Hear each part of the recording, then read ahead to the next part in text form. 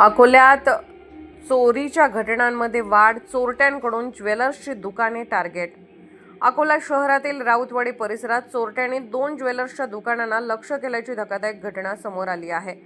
राऊतवाडी परिसरातील धनराज ज्वेलर्सच्या दुकानाचे शटरचे लॉक कापून चोरट्यांनी दुकानात प्रवेश केला असून दुकानातून तब्बल 10 ते 12 किलो चांदी चोरून नेल्याची प्राथमिक माहिती समोर आली आहे. तर धनराज ज्वेलर्सला लागून असलेल्या खरोटे ज्वेलर्सचे दुकानही फोडण्याचा चोरट्यांनी प्रयत्न केला आहे. विशेष म्हणजे 2 दिवसांपूर्वी याच परिसरातील एका घरात चोरी करण्याचा प्रयत्न झाल्याची घटना घडली होती. त्यानंतर आता एकाच रात्री 2 ज्वेलर्सची दुकाने चोरट्यांनी टार्गेट केल्याने परिसरातील नागरिक आणि व्यापाऱ्यांमध्ये भीतीचे वातावरण निर्माण झाले आहे.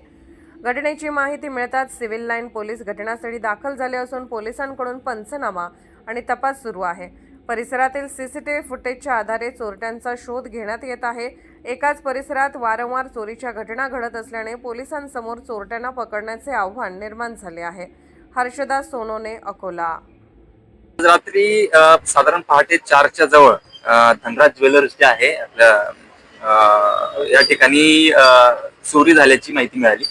त्यानंतर आपली टीम पोहोचली, ते सीसीटीव्ही वगैरे बघितले तर त्याच्यामध्ये एकूण 3 आरोपी दिसत आहेत, जे जॅकेट घालून आहेत, मास्क घातलेला आहे चेहऱ्यावर पूर्ण, आणि कटरनी त्यांनी लॉक तोडून आतमध्ये प्रवेश केलेला आहे.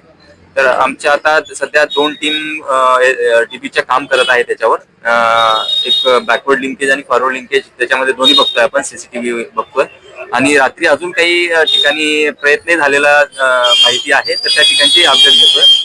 फॉरेन्सिकची टीम आणि डॉग स्क्वॉड दोघेही घटनास्थळावर आलेले आहेत आणि जो टेक्निकल तपास आहे त्या पद्धतीने आम्ही पुढे प्रयत्न करतो आणि चोरी डिटेक्ट करण्याचा आमचा 100% प्रयत्न असेल.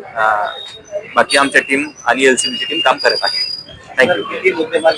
अजून आता प्रायमरी माहिती फक्त मालकांकडे आहे, ते हिशोब करून थोड्या वेळानंतर अपडेट देतील.